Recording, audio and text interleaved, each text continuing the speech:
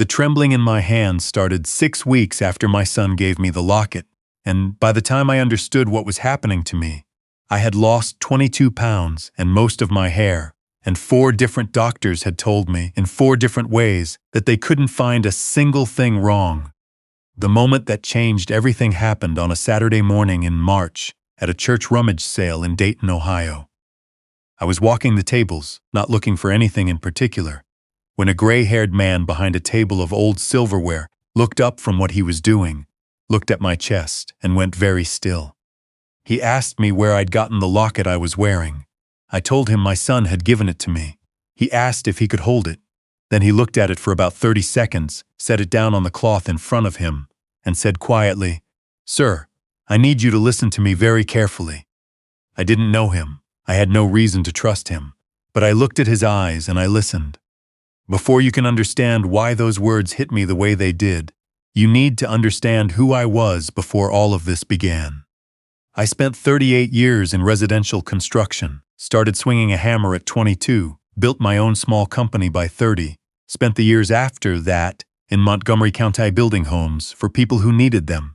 It was work I was proud of, not glamorous, not complicated to explain, but solid, useful, the kind of work where at the end of the day, you could point at what you'd made and know it was real. I retired at 65. My wife Kathleen had been gone for 2 years by then. Lung cancer. 12 weeks from the diagnosis to the end, which is not enough time to prepare for anything, as it turns out, no matter how many people tell you to use it wisely. She was the person who made our home feel inhabited. After she was gone, the house felt like a job site after the crew leaves. All the structure there, all the walls standing, but something essential missing from the air. My daughter Leah lived about 20 minutes away with her husband. She's a registered nurse, thorough and observant in the way that good medical training makes some people. She notices things. She'd call every other day after Kathleen passed, come by on Sundays, sit on the back porch with me while we talked about nothing much. She has her mother's quality of making you feel less alone without drawing attention to what she's doing. My son Brandon moved back into the house about 8 months after the funeral. He said his apartment lease was ending, and he needed time to get his feet under him. He'd been working on something, in private finance. The details were always a little vague when I pressed. He was 41. I didn't push hard. You don't push a child who comes home when the house is too quiet. He was helpful in ways I hadn't expected. He handled the yard without being asked. He made coffee in the mornings. He checked on me throughout the day in a way that read, at the time, as a son being present for a grieving father. I was grateful. I told myself I was lucky. My birthday in October, he made dinner at the house. Leah and her husband came over. Brandon grilled steaks. There was a good bottle of wine. The table was set properly for the first time since Kathleen's last birthday 2 years before. After dinner, when the plates were cleared, Brandon left the room and came back with a small dark blue velvet box. He set it in front of me and sat down. "I found this when I was going through some of Mom's things in the storage closet," he said. His voice was deliberate, measured. "I took it to a jeweler on 5th Street to have it cleaned up properly. I wanted you to have it." Inside the box was a silver locket, oval-shaped, heavier than I expected from something that size, the surface polished to a soft gleam. I opened the clasp, and there was Kathleen, looking up at me from a photograph so small, I had to tilt it toward the dining room light. It was a photo from early in our marriage. She was laughing at something off-frame, her hair shorter than I remembered, from later in life, her expression completely unguarded. My chest tightened so hard I couldn't speak for a moment. "She always said you carried her everywhere," Brandon said. "I thought maybe you should be able to do that for real." He paused. "I know it might look strange, a man wearing a locket, but she was your whole life. You should be able to keep her close." Leah was very quiet across the table. I glanced at her and saw something in her face I couldn't name. Not sadness, not quite happiness, something careful, something watchful. I thought she was moved. I thought maybe it was hard for her, seeing her mother's photograph appear like that. I didn't think about it long enough. I put the locket on right there at the table. Brandon reached over and helped me with the clasp. When I felt the weight of it settle against my sternum, something in me unknotted just slightly. A small, quiet comfort after a long time without any. I wore it every single day from that point forward. The trembling came 6 weeks later. My left hand first, a fine shake in the morning that went away once I'd been up and moving for an hour. I told myself it was the cold. November in Ohio gets into your joints. I told myself I was 67 years old, and this was what 67 felt like sometimes. By the end of the month, the nausea had started. Not sharp, not violent. A slow underwater heaviness in my stomach that was there when I woke up and didn't fully clear until early afternoon. I stopped eating full meals. I'd make something, sit down, eat 4 or 5 bites, and feel my body quietly refusing to continue. I went to Dr. Hines, who had been my physician for the better part of a decade. She ran a full blood panel. Everything came back normal. She pressed on my abdomen, listened to my chest, took my blood pressure 3 times. She told me grief does complicated things to the body. That retirement, combined with bereavement, is a significant physiological stressor, that these symptoms were consistent with what she sometimes saw in patients who had experienced major loss. She prescribed an antacid and told me to come back in a month. I told myself she knew what she was talking about. By January, I'd lost 14 pounds. Leah noticed it on a Sunday visit. She made me step on the scale after dinner, and when the number came up, she looked at me for a long moment without speaking. The following week, she drove me to a specialist in internal medicine who ran his own battery of tests. All normal. He referred me to a gastroenterologist who scoped me and found nothing. I saw a neurologist who declared my cognition intact and my reflexes appropriate for my age. 4 doctors in 4 months, and not one of them could find a cause. Meanwhile, my body continued its quiet collapse. By February, my hair was coming out in the shower in quantities that alarmed me enough to start keeping the bathroom door locked so Leah wouldn't see when she came over. My fingernails had gone strange, brittle, discolored at the edges, splitting in ways they never had before. There was an ache in my legs that came on in the evenings and kept me awake, a fog in my head that made ordinary things, remembering whether I'd taken my medication, following the thread of a simple conversation, feel like working in the dark. When I caught myself in a mirror one morning, I stood there for a full 10 seconds before I recognized the man looking back. Gray around the eyes, loose in the jaw, hollowed out in a way that had nothing to do with the natural passage of years. Brandon continued being helpful. He'd taken to making my breakfast every morning. Oatmeal, usually plain and warm, set on the side table in the living room while I watched the morning news. Some mornings he'd stand in the doorway for a moment before heading back upstairs, watching me eat. I thought he was worried about me. I thought this was what a concerned son looked like. Leah was watching something else entirely. I'd catch her observing him when he wasn't looking. Not hostile, just attentive in that concentrated way she has.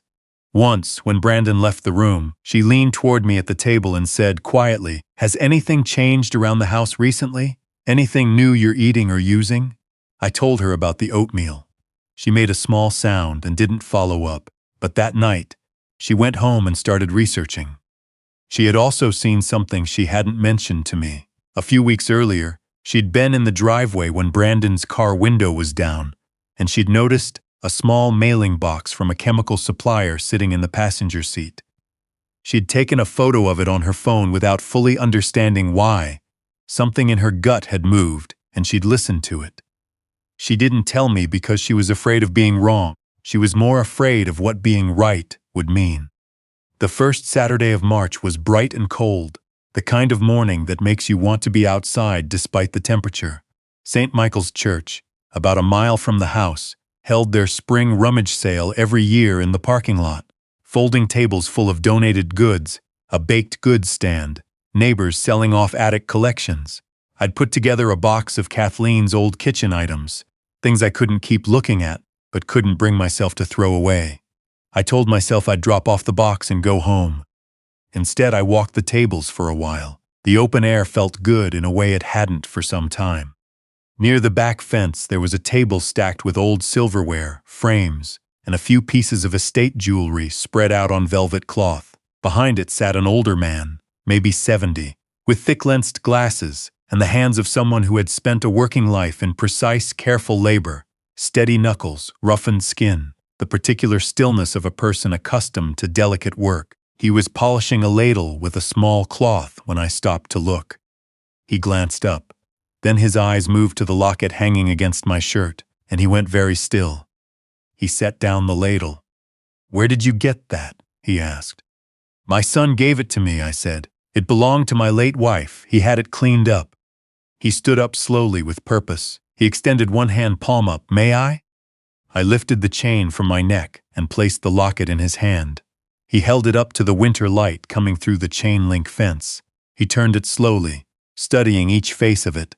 He brought it close to his glasses and ran one thumbnail carefully along the lower seam. Then he set it down on the cloth and looked at me over the tops of his glasses. "My name is Rupert," he said. "I spent 42 years as a silversmith. How long have you been wearing this?" "Since October," I said, "about 5 months." "And how have you been feeling?" Something cold moved through my chest before I could answer. "Not well," I said. "I've seen 4 doctors. Nobody can find what's wrong." He nodded once, slowly. He picked the locket back up, this time by the chain, keeping the body of it away from his fingers. "This locket has been opened and resealed," he said. "The solder line at the bottom seam is newer than the piece itself. Different alloy, slightly different color if you know what you're looking for. And these marks along the lower curve." He pointed to a series of small markings I had noticed many times and assumed were decorative. "They're not engraved for style. Those are perforations. Very small, very deliberate." I stared at marks I had looked at every single day for 5 months and never questioned. "Something has been added to the interior of this locket," Rupert said carefully. "Something beyond the photograph. And whatever it is, it's been designed to escape through those openings slowly, over time at body temperature, through contact with skin." He met my eyes. "You've been wearing this pressed against your chest every day." The parking lot tilted under me. I put my hand on the edge of his table to steady myself. "I'm going to make a call," Rupert said. He already had his phone out. "My nephew works with the county health department. This needs professional eyes today, not tomorrow." While he made the call, I stood at that table and looked at my hands. The trembling, the 14 pounds gone, the hair in the drain, the fog that had turned my mornings into something I had to push through.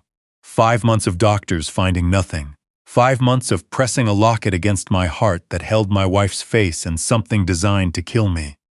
I understood something then that I hadn't been willing to look at squarely before. Brandon knew which door to knock on. He had put her photograph inside it because he knew with precision that I would carry it against my skin every hour of every day without ever thinking to question it. Grief had made me predictable. He had used the most human part of me as the mechanism. I called Leah. She arrived in 16 minutes. She looked at Rupert. She looked at the locket lying on the velvet cloth. She pulled out her phone and showed him the photograph she'd taken of the package in Brandon's car weeks earlier. Rupert's contact from the health department arrived within the hour. They bagged the locket and made calls of their own. A detective came to the house that afternoon with a search warrant. Brandon's browser history went back 6 months. It was methodical: absorption rates, symptom timelines, detection windows for standard blood panels, what a physician would need to see before testing specifically for heavy metals. He had found his answers and acted on them carefully. The search of the kitchen also confirmed what investigators had suspected. He had been adding a compound to my oatmeal for 6 weeks, which explained why January had been so much worse than December. He was impatient with how slowly the first method was working. Leah found him in the kitchen before the police arrived, and she didn't plan what she was going to say. She just looked at him and told him she knew about the locket and the oatmeal both. He didn't deny it. He sat down at the table where we'd all eaten breakfast together for months, and he told her about the debt, about men he owed money to and the terms they had given him, about the life insurance, the house, the estate, the calculations he had run, the timeline he had built. He cried while he told her. She told me this later that evening, and I could see she didn't know what to do with it. "You don't have to do anything with it," I said. "That's not your job." The blood work came back 3 days after the locket was taken in for analysis. Arsenic, elevated levels consistent with prolonged dermal exposure and ingestion over several months. Dr. Hines called me herself. Her voice was different from any appointment we'd had. Quieter, slower. She said she was sorry. I told her there had been no reason to test for it, that she couldn't have known. She said she thought maybe physicians needed to reconsider that assumption. Brandon pleaded guilty on the 6th day of the trial. The judge sentenced him to 22 years, with parole consideration after 15. She said things from the bench that I won't repeat in full. But the phrase that stayed with me was this, that he had weaponized grief, that he had placed a dead woman's photograph inside an instrument of harm and handed it to the man who had loved her most. She said she found it difficult to assign language to. I sat in that courtroom and heard those words and felt something release that I hadn't known I was holding. The arsenic cleared slowly. There were mornings that spring when my legs still ached and my hands weren't entirely steady. But by summer I could feel myself coming back. Not the man I had been before October. That man is gone. In some ways I'm still working through. But someone capable of a full day, a full night's sleep, a cup of coffee that tasted like coffee. Ordinary things I had stopped expecting. Rupert calls every few weeks. He's a quiet man, not shy, just economical with words. He asks how I'm doing and I tell him honestly, and we talk about nothing important for 20 minutes. I call him back. It's become something I look forward to. He says he was just doing what he knows, that 42 years of handling metal teaches you what wrong feels like in your hands. I told him once that I thought he was put in that parking lot for a reason. He didn't argue with me. Leah comes on Sundays. We sit on the back porch sometimes and talk about her mother.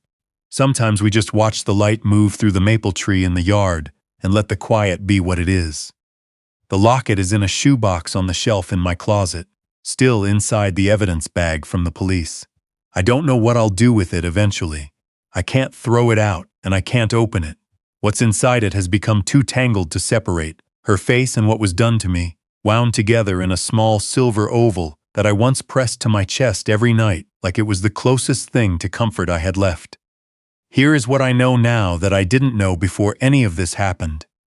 Grief makes you reach for comfort without asking whether the comfort is real. It narrows your attention to the ache and leaves the edges unguarded.